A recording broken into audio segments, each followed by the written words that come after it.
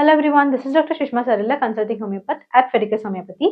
Today we are going to discuss a very important topic, running topic in PCOS, which is relation of PCOS to insulin, or we can also call it as PCOS and insulin resistance and its relation to type 2 diabetes. So let's dive into the topic to know how this PCOS is actually causing insulin resistance and how this insulin resistance on a longer term can turn into type 2 diabetes.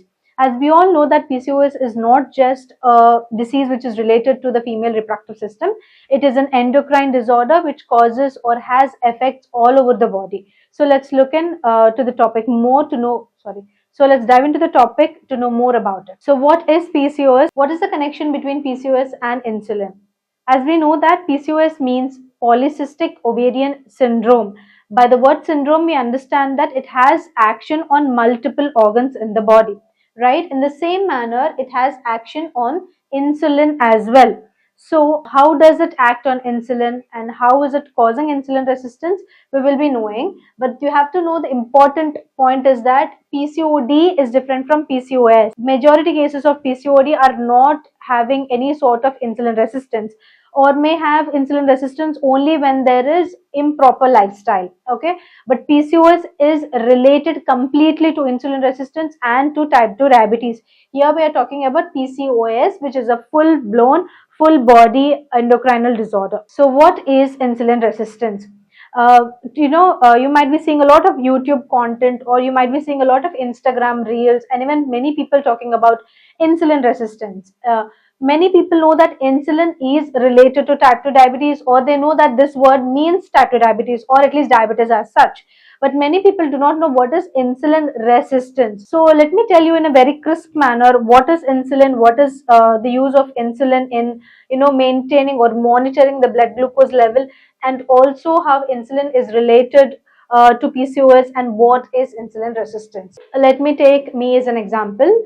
For example, I am feeling giddy or I am feeling very hungry, and right now the only food that I have is chocolate. So what do? I unwrap the chocolate and then I eat chocolate.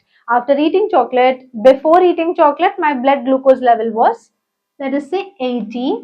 And after eating chocolate and after 35 to 40 minutes, now my blood glucose level is 120. Okay, it was before 80, now it's 120, right? So my organs need this blood glucose level to function. The brain needs glucose, liver needs glucose, muscle needs glucose. Every organ in the body to run normally needs glucose. So because there is a raise in glucose, you might be thinking that organs will directly take the glucose from the blood and then they will consume it and we will gain energy or we will run today. But the thing is that the blood glucose level after it is being raised is not directly consumed by organs. It needs a mediator. That mediator is called as insulin. Now let us see how this runs. For example, I'm taking a chocolate. The chocolate is digested by my GIT tract, and my GIT tract, from the GIT tract through the blood vessels, it is going into the blood. Now the glucose is there inside the blood. It is available to the organs to consume, but they cannot consume. Why?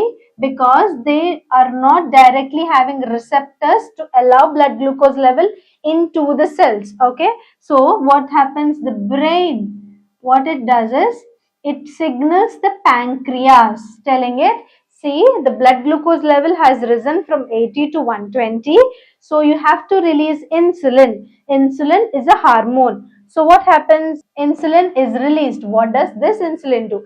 Insulin will act on the receptors. For example, this is the cell in, for example, muscle. Okay, so it has a receptor on its surface, and then the insulin is released by the pancreas into the blood. So the blood has glucose, the blood has insulin right now. So what happens whenever the blood is going to each and every cell through capillaries and through diffusion process, the insulin comes in contact with the receptor and it binds to the receptor. And when it binds to the receptor, a gate is opened in the cell for the glucose to go inside. And this glucose is converted into ATP for our body to use. Okay, you understood how this insulin works, right? And how the pancreas works. So what happens in PCOS is that we will know by what reason it is happening, but I'm just telling you what happens. What happens because of the various reasons in PCOS is that there is problem in the receptor. Okay, so receptor is shaped like this. Okay, and insulin is shaped like this. Okay, this is a triangle, this is inverted triangle. Okay, so what happens is that sometimes because of the PCOS problem, this triangle which is supposed to be a triangle is converted into a circle. Okay, or it is converted into a triangle with a little bit of tail. Okay, so the insulin, when it comes in contact with the circle, it is not allowing the gate to open, so the blood glucose level, the glucose is not going into the cell, or the insulin is binding here and then it is a mismatch. That is why the blood glucose is not entering into the cell. So PCOS changes these receptors, and what the body feels is that, see, we have released insulin, which is usually, like, suppose we say 5 units of insulin are being raised. The 5 units of insulin are being released. Because there is change in receptors, the insulin is not binding to them. So what happens if it is not binding to them? The blood glucose level is sustainedly the same. Okay, so what the brain will feel, see, the blood glucose level is really high, we have to get it into the cells, or we have to store it in some form of thing. So what we have to do? We have to tell the pancreas to secrete more amount of insulin. So the 5 units of insulin are secreted, and then it is not working, again 10 units are secreted. Even that is not working, sometimes 20 units are secreted. It doesn't matter how much insulin is secreted because the receptor is different right now, right? So insulin is there in the body, hyperinsulinemia is there in the body, the blood glucose there in the body, but the receptor has changed, so there is insulin is there, but it is being resisted. That is called as insulin resistance. And if this happens for a longer period of time, it also depends upon the obesity, the lifestyle that you are leading. This hyperinsulinemia, this insulin resistance, what is happening, can turn into type 2 diabetes. What is type 2 diabetes? The pancreas secretes lot of insulin every time you're eating. It over secretes insulin. It secretes so much that it is exhausted, and then it will not secrete insulin at all, or very little insulin for the blood glucose level that you're consuming, right? So that is the problem happening, or that is how you get type 2 diabetes. Okay, so you have understood what is insulin, or how it works, and what do you mean by insulin resistance, right? Now we will be discussing why this insulin resistance is happening in PCOS. So we'll discuss about each and every factor here in this slide, how insulin resistance is caused by PCOS. Remember, PCOS can cause insulin resistance, and insulin resistance can alter the androgen levels in your body, and that can cause hyperandrogenism. Hyperandrogenism will again cause insulin resistance. Again, insulin resistance will cause hyperandrogenism. This is a cycle. Okay. So the first thing why PCOS can trigger or can cause type 2 diabetes or insulin resistance is because of the genetic predisposition. For example, say I do not have any family history of PCOS or diabetes. So my gene is ABCD. For example, there is another friend of mine who has a family history of PCOS along with type 2 diabetes, but mine is ABCD, right? She can be ACBD. And because of that genetic mutation or that genetic formation in the genes, that can be a predisposing factor for insulin resistance to form in the body. And second thing is lifestyle disorder, which is very, very, very common these days, especially people who are doing desk jobs, like people who are software engineers or people who are working in industry where they are sit for a longer period of time are more prone for type 2 diabetes. So why they are prone for type 2 diabetes? They do not walk for a period of time. Like for example, they go at 9 o'clock, they sit from 9 o'clock to 5 o'clock or 9 o'clock to 6 or 7 o'clock. They have stress during their work, first thing, and there is no motion of legs, only hands are working and brain is working. The muscles are not working. The muscle, apart from brain, the muscle is the organ that consumes a lot of blood glucose when it is working. So it is not working, so blood glucose level is sustained. Cortisol level is there in the body because of your stressful desk jobs. That will maintain the blood glucose level, and this can trigger insulin resistance. So having disoriented lifestyle and also central obesity, people who sit feel hungry a lot because they do a job that requires a lot of mental attention. Brain consumes a lot of glucose, so they feel hungry very faster, and also because they just sit and do work, they do not have any sort of happy hormone releasing workouts do release happy hormones. So they do not have that. There is continuous rise of cortisol, which will make you hungry also. So that is happening. The central obesity is there, and disoriented lifestyle, bad sleeping habits. People who do not sleep before 9 p.m. are more prone for tattoo or lifestyle disorders. And then we have hormonal imbalance. The hormonal imbalance in PCOS, especially, you know that in PCOS we have luteinizing hormone, which is more than follicle stimulating hormone, right? This luteinizing hormone will stimulate the thecal cells, which will release androgens.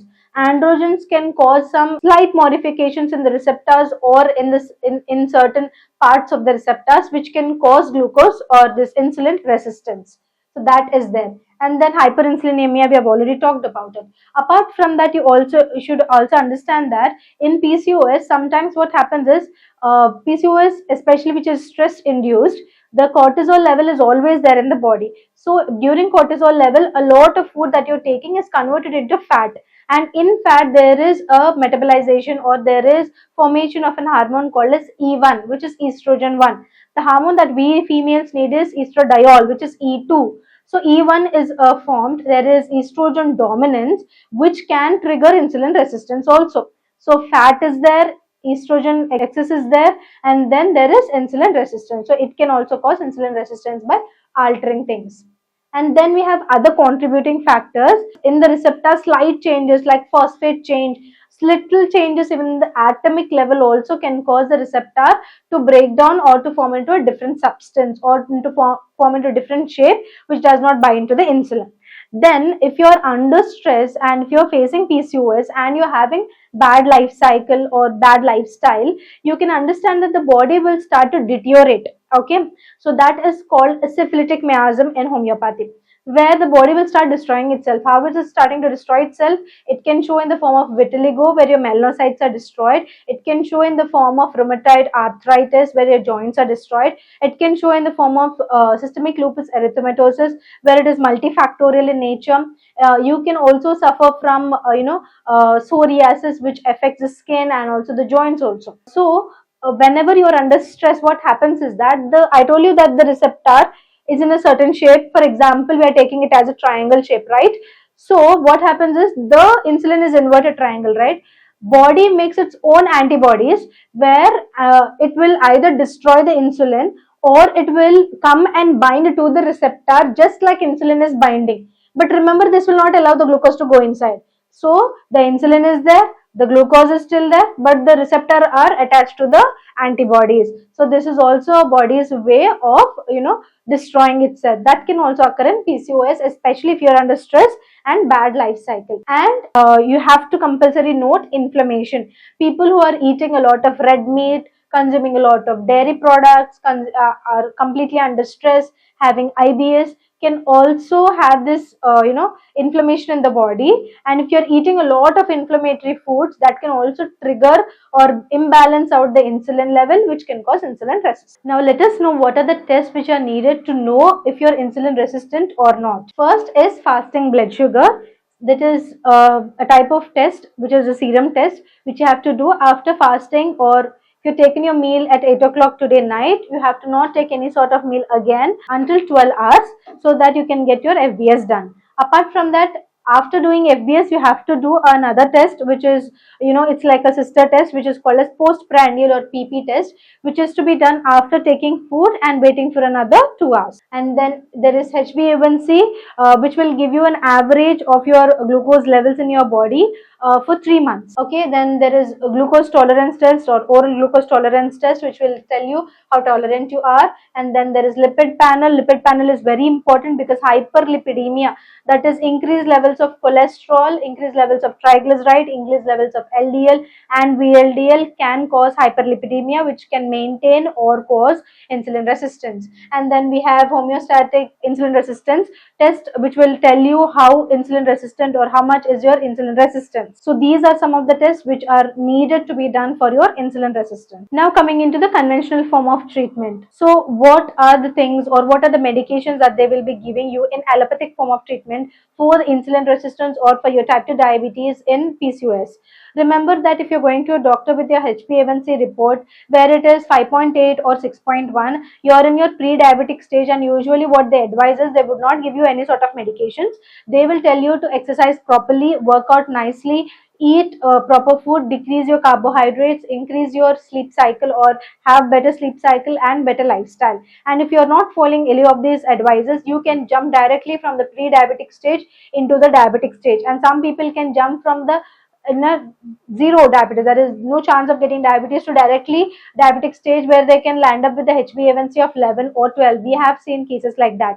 And even after taking 1000 mg of medicines also, they are not, or 1 gram of medication as we can say, they are not able to manage their blood sugar levels.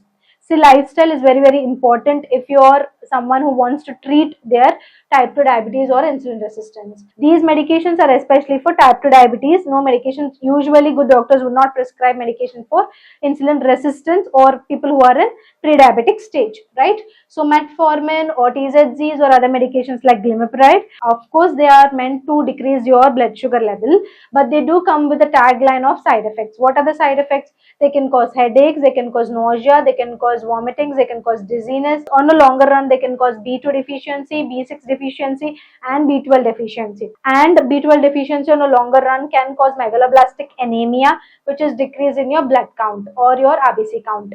And then RBCs are there, but they are usually bigger in size, so bigger RBC will not perform properly like your normal RBC. So there is problem, there is megaloblastic anemia because of vitamin B12. Apart from all of this, on a longer run, if you are using these medications, you can have kidney or heart related diseases. And also metformin has a problem, or it creates a problem where your muscle starts to deplete or depreciate. Remember, as long as you're having muscle, you have a chance to get your diabetes reversed. But if your muscle starts depreciating or depleting, your diabetes cannot be cured. You have to go into insulin shots. So this is the problem with the conventional form of treatment. So we need a form of treatment that will cure your PCOS, that will cure your type 2 diabetes, or will target your insulin resistance, that will target your androgen level so that your insulin resistance is not maintained. And also it will holistically approach you with the proper set of medication that treats you mentally as well as physically. So that medication is nothing but homeopathic form of medication. It is safe, it is effective in nature, it does not have any sort of side effects, the treatment options are good. And also after using homeopathic medications, you will start noticing change in the menses. That is, menses become very regular in nature. Your insulin resistance, whatever you developed, your HbA1c levels will drastically come down. You will be able to manage, after the homeopathic form of treatment is finished, you will be able to manage your blood glucose levels without any medication. Your lifestyle should be improved. Remember, no matter how much homeopathic medication you give, if you're not changing your lifestyle, you will again have a recurrence of it. So that is something you have to be noted. And also homeopathy has an upper hand because there is no low recurrency rate compared to allopathic form of treatment. And in allopathic form of treatment, there is no cure to diabetes, whereas in homeopathic form of treatment, after taking timely medication and taking the time to treat you properly, after giving you conventional and anti-miasmatic drugs, diabetes can be reversed through proper diet, exercise and homeopathic form of medication. So we will be able to control your PCOS and your insulin resistance or your type 2 diabetes. So we will be able to relieve you of the present symptoms, cure your disease as such or your syndrome as such, and then prevent future recurrences. So homeopathy is the best and the safest choice of medicine. If you're someone who is suffering from PCOS, insulin resistance, type 2 diabetes or any other female related problems, you can contact Fidicus Homeopathy. Here we have two kinds of consultation options. One is the online consultation option and the second one is the offline consultation option. If you're someone who's staying nearby us, you can contact us offline. If you're staying far from us, you can contact us online either through audio consultation or through video consultation. And after consultation and the investigations verification, especially to the online clients, the medicines will be sent to your doorstep. If you're staying in India, 3 to 4 business days. If you're staying in USA, 3 to 5 business days. If you're staying elsewhere across the globe, it can take 48 business days for our medicines to reach your doorstep. If you want to get in touch with us or contact us or take a doctor consultation, or if you have any sort of queries, we are here to help you out. You can contact us on this number, messages or WhatsApp us. And if you want to know more about Fidicus Homeopathy, please do check our website www.fidicus.com. We have discussed discussed how homeopathy is the best choice of medicine for treating PCOS or these lifestyle disorders. As such, so why should you choose Fidicus Homeopathy? Fidicus Homeopathy stands for highest chance of health. Here we follow three principles. First and foremost thing, and very important, is that we are already having good success rate in treating PCOS, PCOD, female related problems. And apart from that, the transparent treatment, that is, there is no gray area between the patient and the doctor. We will be clearly stating you about your prognosis. And the personal care here at Fidicus is top notch. Here we will be answering all of your queries, and also if there is any sort of myths that you have continuously put into your head, we will be busting all of your myths with the facts, and we have qualified doctors here. So if you want to choose cure, if you want to choose health, choose Fidicus Homeopathy. Thank you.